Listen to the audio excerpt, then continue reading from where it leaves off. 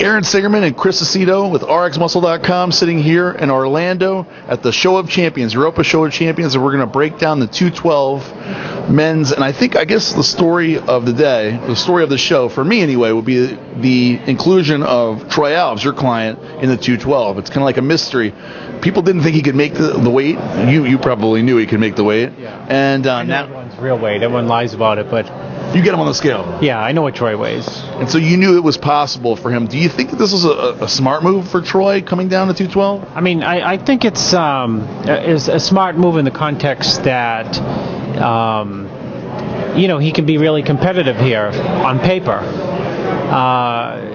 In a show like this, tomorrow's show, there's not obviously a lot of depth like some of these 212 shows, but a lot of these guys who think that they, I'll do the 212s, I do decent in the open, and Troy's won open shows, multiple open shows, but the 212 is no joke, that's for sure. I mean, there's so many at the Olympia level, unbelievable, crazy condition, crazy dense bodybuilders that for him to be competitive with some of those guys, he has to be, I think, better than he's ever been in an open show. My thing is, I wonder, since he has won open shows, does it make sense to come to a smaller division where there's less money? And unless you're one of the very top guys, there's less popularity too, less attention for the sport. Yeah, well, I guess, we'll interview him, I'm sure, tomorrow. But, part of that is to think about, his last two outings, he's looked good at the Masters 2 years running, and he was 5th and 9th. Right. So, yeah. I mean, when you get 5th place and look really good, the 5th is nothing to sneeze at that Masters lineup because it's a deep lineup. But when you get 9th, it begs to think about, what else can I do? Right. One of the other things in terms of what else is, can I get bigger? Can I get harder? That's an option. Or can I, come down to a, quote, smaller class and try to be, try to beat people with my strengths, which would be balance, I would say. Well, Troy absolutely is balanced, has a balanced physique from the front. He's awesome. It's a matter of, I guess for Troy, it's really a matter of when you turn him around, how tight he'll be in the glutes and hams. That's always been his problem. Yeah. So when you compare him to some of these other guys who are not worried about weight and are shorter, you never know. I mean, somebody could exploit him. You could come in with, not that he did good, but last week, Balto, Abasapor, right? Yeah. You get somebody like that, he's going to make Troy look really weak from the back and the glutes. Totally. I mean, he makes a lot of people look totally weak, so he would exploit Troy, to death. And that's why I talked about the, it's putting the cart before the horse or whatever it is, but 212 Olympia Open, a prerequisite in that class is you must be wildly conditioned. Absolutely. Or stay home. Yeah. So to reiterate that the 212-pound classes is, it's no joke. It's no joke. It's no joke. Let's talk about Charles Dixon, and a guy that we were both impressed with last year. We came to the Sarasota show. That was the, what was it, Cup?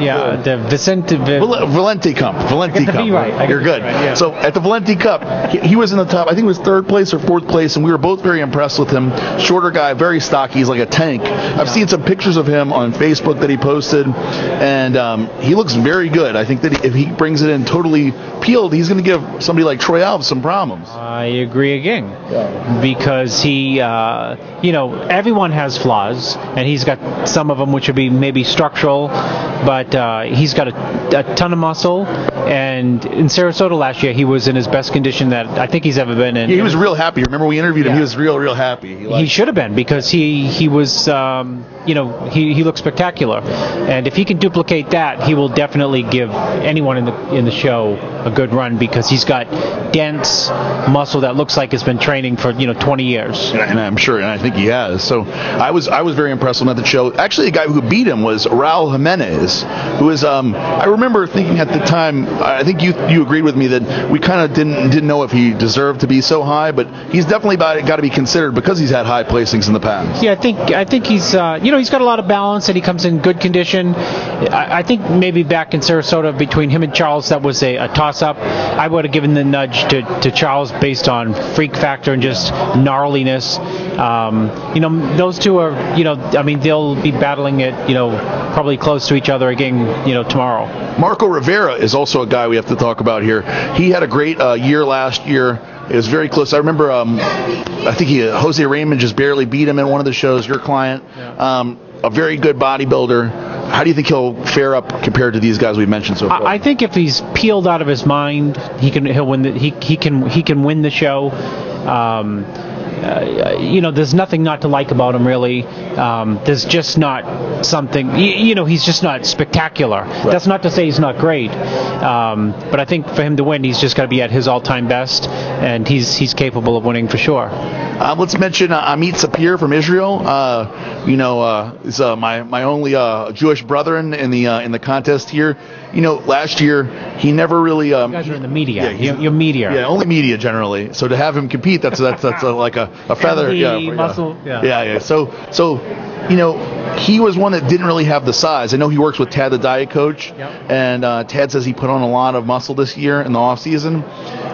He doesn't have like the most pleasing shape. He usually does come in ripped. If you were somebody, imagine he's right at the limit. If he's at the 210 around there in that kind of condition that he was in last year, you think he could make an impact? Yeah, he can make an impact too. I would expect him on a disaster to be top 5. Right. So for him to move up, which he's very capable of, it all depends on where the other people are. I think at the end of the day, we got to be able to see them next to each other to be able to see, like, well, maybe this guy's not quite as good as I thought. A lot of time that's just the way it boils down to in these bodybuilding shows is once you see the guys next to each other, then you can make the distinction on, okay, this guy is definitely better than this guy. And I think with Amit, if he's in his best, and gets compared, he'll place 5th or higher for sure. Let's make some predictions, Chris, since that's what we do.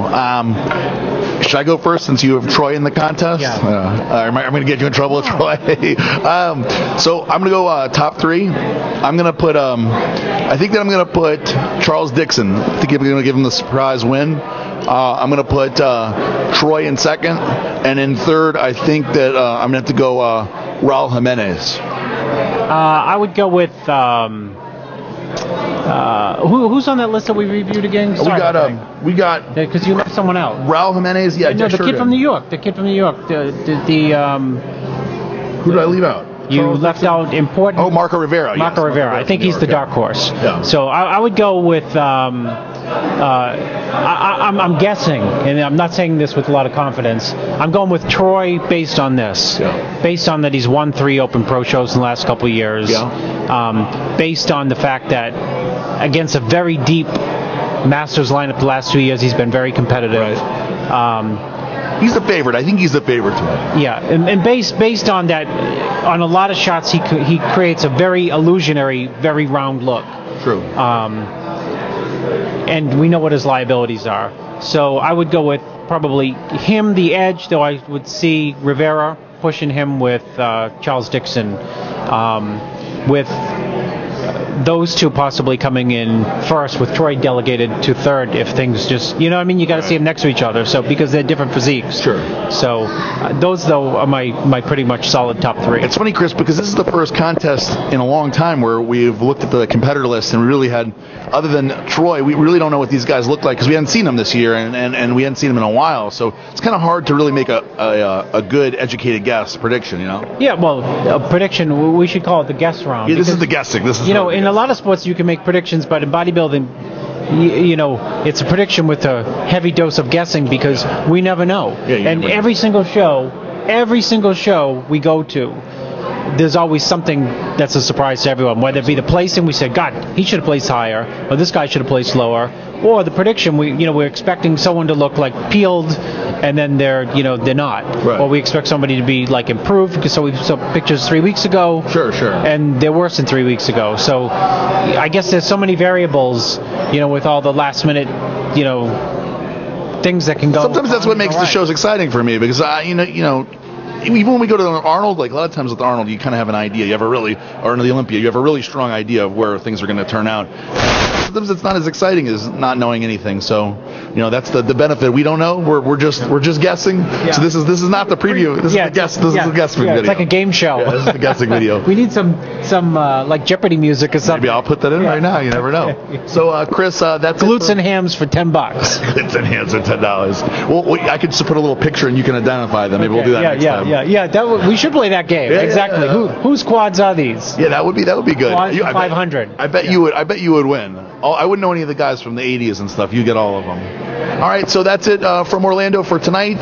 We'll see you tomorrow. Chris, the technician, Acecto, Aaron Singerman, rxmuscle.com.